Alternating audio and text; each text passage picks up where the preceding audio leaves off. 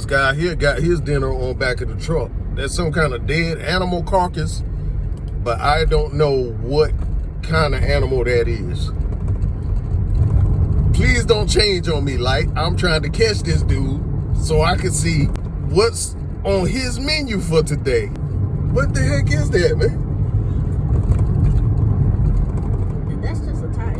No, bro, that's an animal. Oh, Lord, that's a deer. That looks like a crocodile. I'm following him. What is that? Hey, yo, you don't think he thinks we probably following? Yeah, well, I gotta see what's on this truck. Oh, then he got dogs in the back. Oh, dude. That's a wild hog. The biggest wild hog I've ever seen. It's a wild hog, bro. So they was hog hunting. That's how it goes down south, y'all.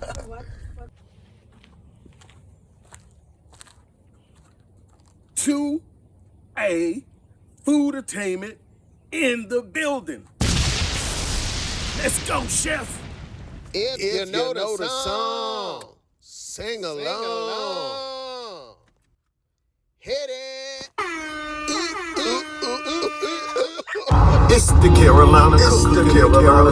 Everybody, I am the chef-a-dent of the United States. Chef Anthony O'Brittany here, y'all, the Carolina cook, cooking, tasting, and eating the Carolinas.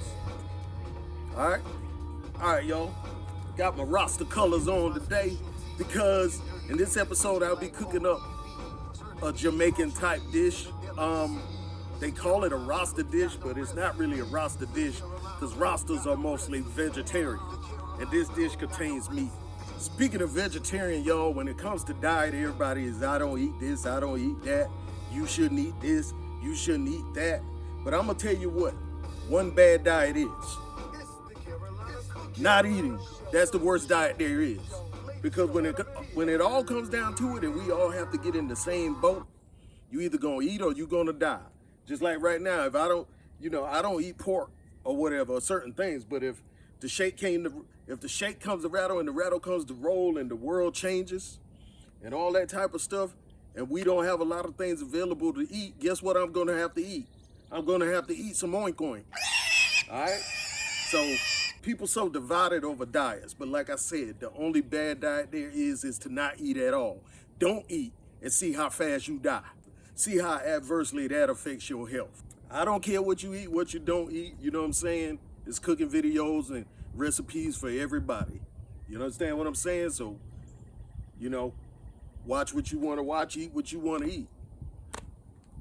But I say again, the only bad diet is not eating at all, because you will die for sure. But in this episode, y'all, I will be cooking up some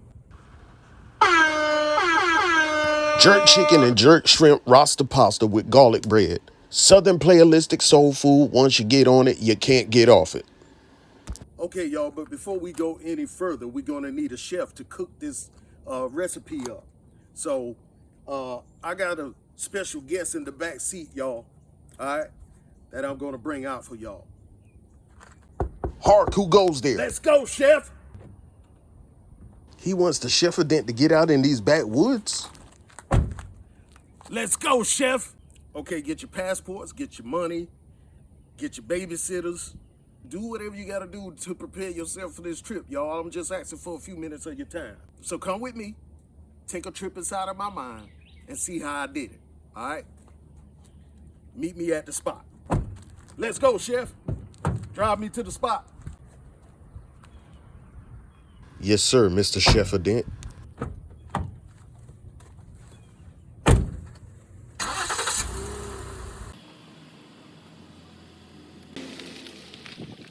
Let's go, chef. I'm going to start by marinating some small peeled deveined shrimp with some mild jerk seasoning. Now, even though this seasoning is mild, it still has a good mule kick on it. All right, so I'm going to respect that spice and only use a little bit of it. Whatever your spice level tolerates is on you.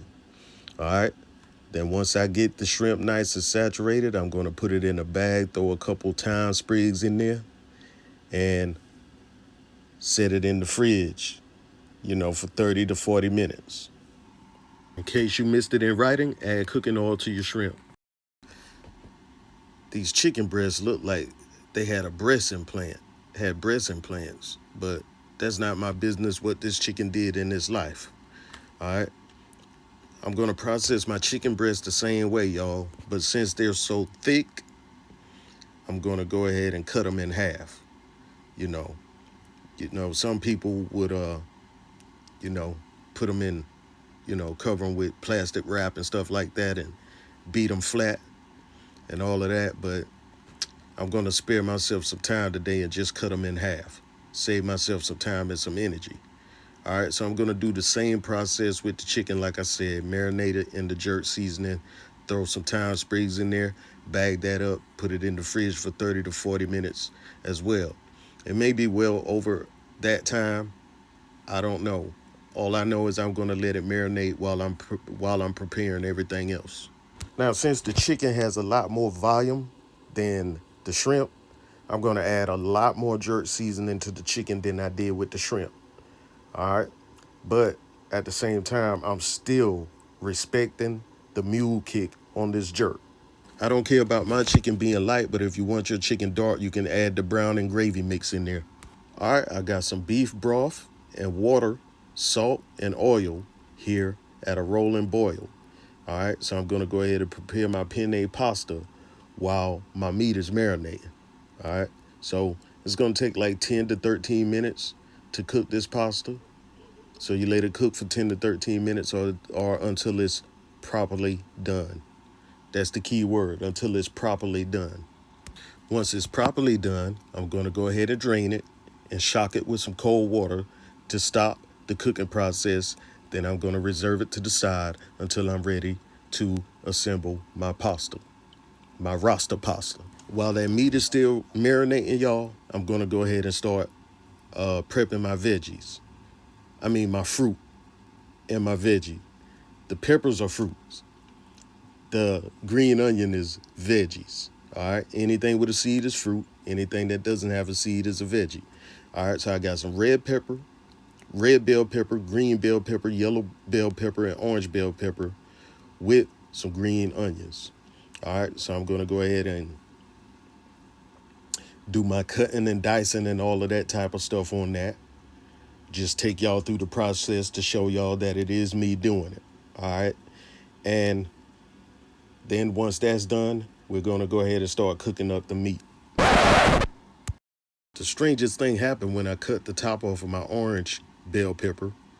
I'm seeing that on the inside, there's a green bell pepper growing in there. So I guess at one point, it wanted to be green. It started off as green, then ended up being orange. Look at that. That's pretty weird. Now let's get back to the cutting. All right, I spared y'all from seeing me cut every pepper up. Just wanted to show y'all that it's me cutting the peppers. All right, now I'm going to move on to my green onions. Now, what I do with my green onions is cut the bulbs off because I always replant them. All right, now we're going to go ahead and dice this green onion up. Then we'll be done, and we can go ahead and get our meat out of marination, if that's a word, and go ahead and start our process on getting this meat cooked up so we can get this pasta going so we can get out of here. Let's go, chef. We're going to go ahead and get started on this shrimp. I'm going to go ahead and glove up. I already got my pan oiled up. You can see the white smoke coming from it. That lets you know that that oil has reached the right temperature and it's time to start sauteing these shrimp. So I'm going to go ahead and remove the thyme sprigs from the shrimp. Add the shrimp to the pan. Go ahead and saute them until they're pink. So it's going to be about 3 minutes or so, 3 to 4 minutes on this shrimp. All right. That equates to 2 minutes per side on this shrimp. We're going to get them nice and pink, and I'm going to get a little blackening process going on them as well. All right, then once they're done, I'm going to go ahead and remove them from the pan and begin my saute on my veggies in the same pan. And in that flavor that the shrimp left behind, okay? All right. It's good to cook your chicken in the pan as well. That way you got some extra goodness going on from the chicken as well, but I decided to grill my chicken. So what I'm going to do with that is just, get as much juice as I can as possible from the grain from the drained chicken and add to the pan as well. So you'll see me do that when I get to that. My bad, y'all. I meant grilled chicken. Grilled chicken, not drained chicken. Grilled chicken. Speaking of grilled chicken, we're going to go ahead and go over here to my electric grill that I had preheating to 400. Going to spray it with a nice coating of cooking spray so that the chicken doesn't stick. And I'm going to go ahead and add my jerk chicken to the grill as my peppers saute. All right.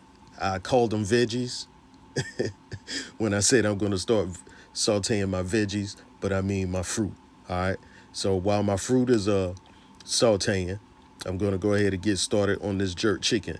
Now, like I said, I don't mind my chicken being light, but if you want your chicken darker in the marination process, just go ahead and add some of that brown and gravy mix. It comes in a little bottle. It's a liquid.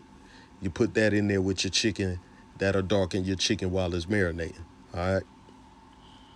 So we're gonna get going on this chicken while my peppers saute, and I got them sauteing nice and slow, so I don't have to worry about them burning. All right. Let's go, chef. Now let's get back to these peppers, our fruit that we have sauteing, and let's go ahead and add our veggies. So I'm gonna go ahead and add this green onion to it. And the goal is not to over saute the peppers until they breaking down or whatever. The goal is just to saute them enough where they begin to shrink and turn tender. Okay. Now, once it reach my desired level of tenderness, I'm going to go ahead and add some minced garlic to that. Saute that around for a couple seconds to release those aromas. Then I want to add about a teaspoon or so more of that jerk seasoning to it as well. All right, y'all, that's about where I want it. So I'm going to go ahead and add about 32 ounces, a whole 32-ounce carton of heavy whipping cream to my peppers. All right, my peppers, green onions, and garlic. Okay, then I'm going to start dropping some seasoning off in there. So y'all keep up with me as I go through the seasonings I'm getting ready to put in this. All right, y'all, everything is seasoned to taste. All right, no measurements. I'm using some chicken bouillon seasoning here, and I'm hitting it with some smoked paprika. Then I'm going to chase that down with some sneeze powder, which is black pepper. Then I'm going to chase that down with some ginger paste, followed by some garlic paste. I didn't show it, y'all, but y'all want to add a little bit of salt in there too, even though a lot of seasonings already have sodium in it. It is what it is. You got to hit it off with a little salt as well. You just got to be careful. Then you just give it a little taste. See where you at on your seasonings, especially after you add your pasta. You want to just keep seasoning your pot, keep tasting, checking it for the seasoning in case you have to add some seasoning. Now, y'all bring it in, keep up with me. I'm going to add some shredded Parmesan cheese here. You can use whatever type of cheese you want. The particular store I went to didn't have the other cheese that I normally put in my cheese sauces. So I just settled for the Parmesan by itself. I normally mix, another cheese with this. All right. And you want to bring this to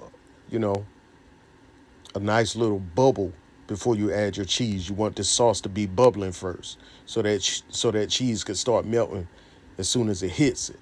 All right. And since I used the whole packet of cheese, I'm pouring a little beef broth in there to keep it thin because you don't want it too thick unless you want it thick. All right, y'all, the chicken is done and the heat is off. I'm going to remove it from the grill section and put it to the flat plate section so that I could catch some of those juices to season the pot with. And I'm going to take this juice that dripped out of the chicken and add it to the pasta, give it some seasoning. If I would have done it in the pot, I would have had more juice, but I'll take what I can get. Now I'm going to go ahead and slice my chicken up into nice salad-sized pieces. And we're going to prepare the pasta so that we can add the chicken to the pasta. All right, now that my chicken is added, I'm gonna go ahead and stir that around and add my shrimp. Then repeat the same process once the shrimp is added. Go ahead and stir that around. Then I'll go ahead and top it off with a little more seasonings. Let's go, chef. And there you have it, Rasta Pasta. Now let's fix up a plate and give it a taste. All right, this is one way to present this salad, y'all, with everything mixed together.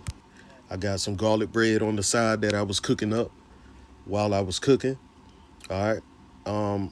So the other way to prepare this dish is you could just reserve some of the chicken and reserve some of the shrimp and put off on top after you fix your plate. So I'm gonna show y'all a picture that way after y'all behold the way it looks this way. So this is presentation number 1, and this is presentation number 2. I like presentation 1 better because I like everything covered with sauce. Yo, this some good eating right here. You know, my dancing ain't as good as the food, but hey. You can either lick this plate or use your garlic bread to sop that sauce up. Thank y'all for watching. Get me into the rhythm of the algorithm by liking, commenting, sharing the love, and subscribing to the channel.